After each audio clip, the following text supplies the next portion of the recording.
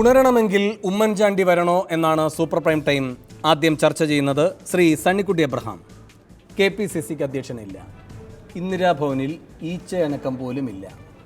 ഈ പാർട്ടി ഒരു പ്രതിസന്ധിയിലാണല്ലോ. ഇതിനെ കരുത്തുറ്റതാക്കാൻ ഉമ്മൻചാണ്ടി അല്ലാതെ മറ്റാരുണ്ട്? വേണു 4-5 സംസ്ഥാനങ്ങളിൽ തിരഞ്ഞെടുപ്പ് നടന്നല്ലോ. ഗോവയിൽ 17 സീറ്റല്ലേ കോൺഗ്രസ്, 17 സീറ്റ്, BJPക്ക് 13 സീറ്റ് അല്ലേ? അങ്ങനെയല്ലേ കണക്ക്? അതെ. ഇന്ന് കോടതി ചോദിച്ചു, നിങ്ങൾക്കൊന്ന് ക്ലെയിം ചെയ്യാൻ പോലും ആരുമില്ലേ എന്ന്. 17 സീറ്റുള്ള അല്ലെങ്കിൽ 3-4 സീറ്റൂടെ കിട്ടിയാൽ അവിടെ ഭരണം കിട്ടാവുന്ന സാഹചര്യം ഗോവയിൽ. കോടതിയുടെ അടുത്ത് ചെന്നിരിക്കുക കേസും കൊണ്ട് കോൺഗ്രസ്സുകാർ. അവർ ചോദിച്ചു, നിങ്ങൾക്ക് ക്ലെയിം ചെയ്യാൻ പോലും നിങ്ങൾ ഇതുവരെ മറന്നുപോയല്ലോ.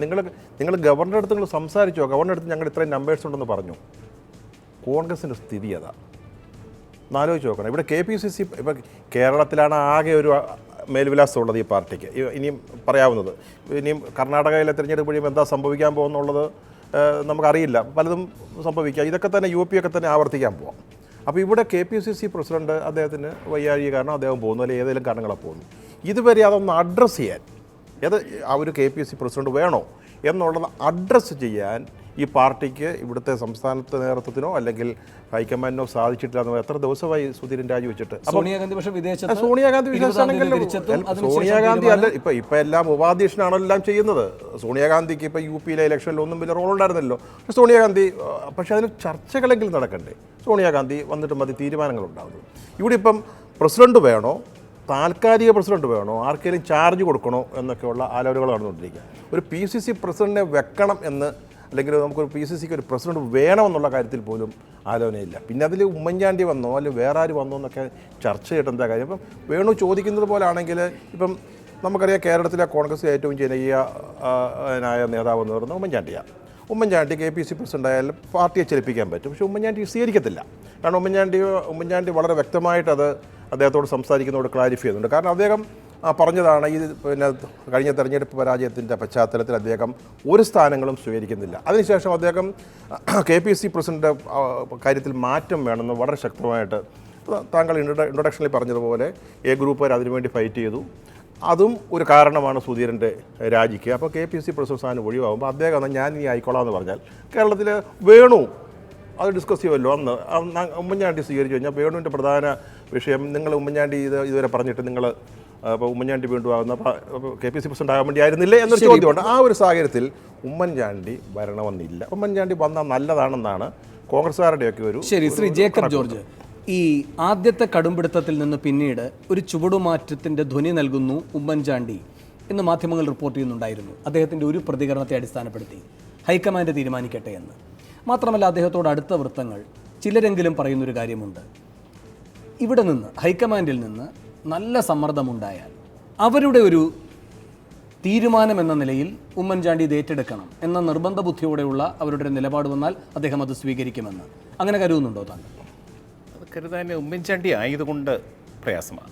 ചിലപ്പോൾ സ്വീകരിച്ചു കൂടായികയില്ല. പക്ഷേ ഇവിടുത്തെ പ്രശ്നം ഹൈക്കമാൻഡിനോട് ഉമ്മൻചാണ്ടി സന്തോഷത്തിലാണ്. കാരണം ഹൈക്കമാൻഡിൻ്റെ മുമ്പിൽ അദ്ദേഹം ഒരാവശ്യമേ വെച്ചുള്ളൂ. അദ്ദേഹത്തിൻ്റെ സ്വന്തം കാര്യമല്ല. അദ്ദേഹം മുന്നോട്ട് വെച്ചത് സംഘടനാ തെരഞ്ഞെടുപ്പ് നടത്തണം. അതിൻ്റെ ഉള്ളിലിരിപ്പ് സുധീറിനെ പുറത്താക്കണം. നമ്മൾ പറയുന്ന ആൾ അവിടെ KPCC പ്രസിഡന്റ് ആകും എന്ന് തന്നെയാണ്. അത് ഉമ്മൻചാണ്ടി ആകും എന്നല്ല അതിൻ്റെ അർത്ഥം. അപ്പോൾ ഹൈക്കമാൻഡ് എന്താ പറഞ്ഞത്? തെരഞ്ഞെടുപ്പ് കഴിയട്ടെ, UP ഉൾപ്പെടെയുള്ള തെരഞ്ഞെടുപ്പ് കഴിയട്ടെ. അത് കഴിയുമ്പോഴത്തേക്ക് ഇവിടെ സുധീരൻ രാജിവെച്ച് കഴിഞ്ഞു. അതിലും ഉമ്മൻചാണ്ടി സംതൃപ്തനാണ്. ഇനിയിപ്പോൾ ഒരു KPCC അധ്യക്ഷൻ വേണം. അത് ഉമ്മൻചാണ്ടി ആവണോ എന്ന് ചോദിച്ചാൽ തീർച്ചയായിട്ടും ഉമ്മൻചാണ്ടിയാൽ സണ്ണിക്കുട്ടി പറഞ്ഞതുപോലെ കോൺഗ്രസിനകത്തൊരു ആവേശം. കാരണം ഉമ്മൻചാണ്ടി ഒരു പദവി അവിടെ ഒഴിഞ്ഞു കിടക്കുന്നു, ആ ചുമതലയിൽ ഒരാളെ നിയോഗിക്കണം എന്ന അവസ്ഥയല്ല കോൺഗ്രസിനെ സംബന്ധിച്ച് ഇപ്പോൾ അഭിമുഖീകരിക്കുന്നത്. തീർച്ചയായിട്ടും ആ ഗൗരവം ഉൾക്കൊള്ളേണ്ടി വരുമ്പോഴാണ് ഉമ്മൻചാണ്ടി എന്നത് മാത്രമാണ് കേരളത്തിന്റെ പ്രതിവിധി എന്ന് വരുന്നത്, KPCCയുടെ പ്രതിവിധി എന്ന് വരുന്നത്. തീർച്ചയായിട്ടും അതാണ്. ഇത് വെറുതെ ഒരാളെ കൊണ്ട് വെച്ചിട്ട് കാര്യമില്ല.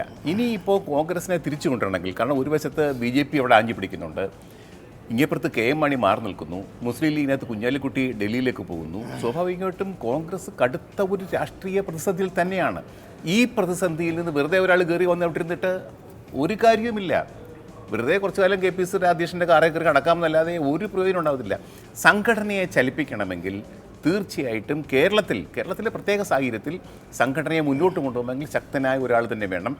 അതിനിപ്പോൾ ഒരു പക്ഷേ ഏക ഉത്തരം ഉമ്മൻചാണ്ടി ആവാം, പക്ഷേ ഉമ്മൻചാണ്ടി സ്വീകരിക്കുമോ എന്ന ചോദ്യം തീർച്ചയായിട്ടും അതൊരു പ്രധാനപ്പെട്ട ചോദ്യം തന്നെ. ശരി, ഉമ്മൻചാണ്ടി പറയുന്ന ഒരു ഇതിനിടയ്ക്ക് ചേർത്ത് ഉമ്മൻചാണ്ടി അദ്ദേഹത്തിൻ്റെ അടുത്ത ആൾക്കാരോട് പറയുന്നത് ഇപ്പം അദ്ദേഹം KPC പ്രസിഡൻ്റായിട്ട് ചുമതല എടുക്കുകയാണെങ്കിൽ അദ്ദേഹം കുറേ കാലം ചെയ്തുകൊണ്ടിരിക്കേണ്ടത് എന്തുകൊണ്ട് ഞാൻ KPC പ്രസിഡൻ്റായെന്നുള്ള അദ്ദേഹത്തിൻ്റെ ഡിഫൻസ്, അദ്ദേഹത്തെ സ്വയം പ്രതിരോധിക്കാൻ വേണ്ടി അദ്ദേഹം അതിന് സമയം കണ്ടെത്തേണ്ടി വരും. മനസ്സിലായില്ല.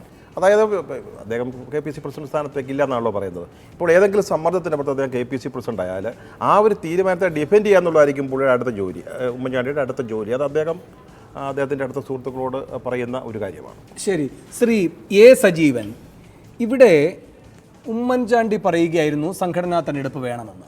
എന്ന് വെച്ചാൽ സംഘടനയിലെ ബലാബലത്തിൽ ശക്തി തെളിയിക്കുന്നവർക്ക് അംഗീകാരം കിട്ടണമെന്ന്.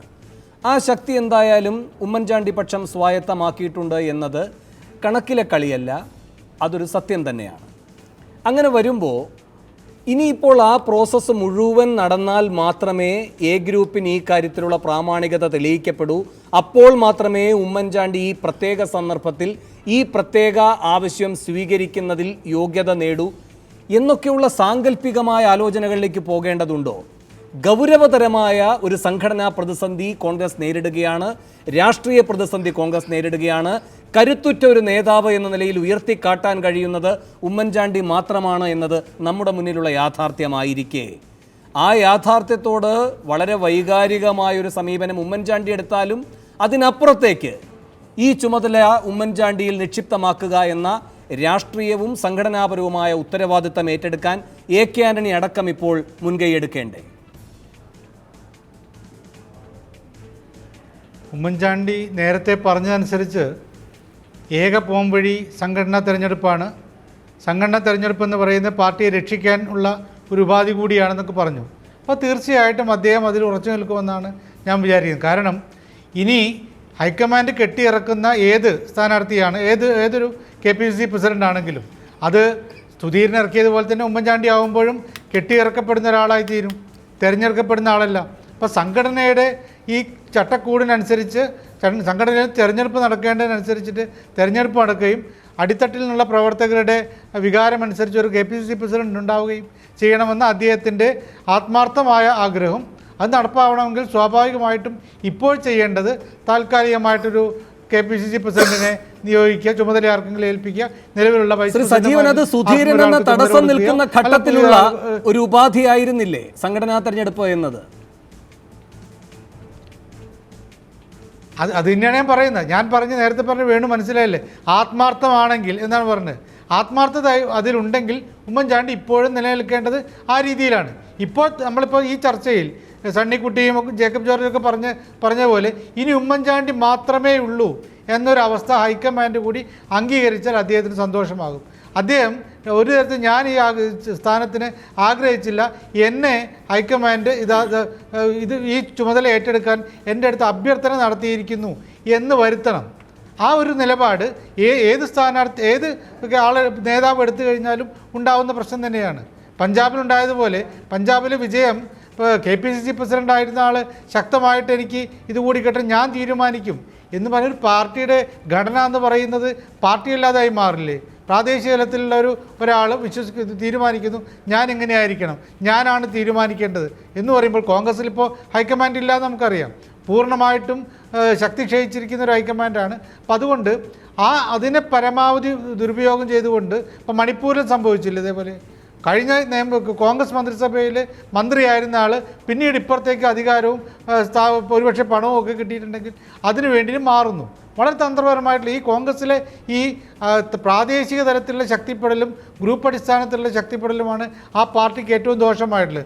രാഹുൽ ഗാന്ധി ചെയ്ത രീതി ശരിയാണ് എന്ന് ഞാൻ പറയുന്നില്ല. പക്ഷേ ഞാൻ ഇപ്പോഴും വിശ്വസിക്കുന്നത് രാഹുൽ ഗാന്ധി ഗ്രൂപ്പ് രഹിതമായൊരു കോൺഗ്രസ് എന്നൊരു സംഭവം ഒരു ആശയം മുന്നോട്ടേക്ക് വയ്ക്കുകയും അതിവിടെ നടപ്പാക്കാൻ വേണ്ടി സുധീരനെ ഇവിടെ നിയോഗിക്കുകയും ചെയ്തു. പക്ഷേ സുധീരൻ്റെ ഭാഗത്ത് നിന്ന് രണ്ട് ഗ്രൂപ്പുകളെയും പൂർണ്ണമായിട്ടും പിണക്കുന്ന രൂപത്തിലുള്ള നടപടികൾ ഉണ്ടായതാണ് ഇവിടെ ഏറ്റവും പ്രധാനമായ പ്രശ്നം.